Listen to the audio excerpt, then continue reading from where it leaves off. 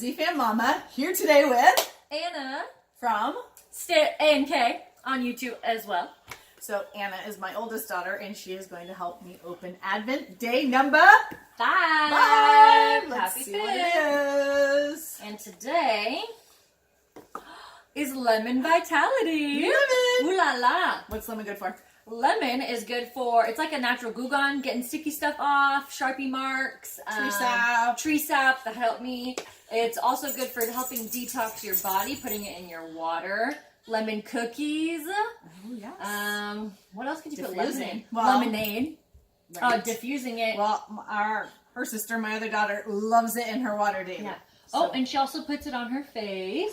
Oh, and she puts a yeah. little bit in her hair after the shower, and she smells so clean. And then her hair doesn't smell like when she uses a straightening iron. Yeah. So, yeah. Then it that's smells like another good lemony. thing. Yes. And it's so good for cleaning. Actually, it's a great disinfectant. Yes.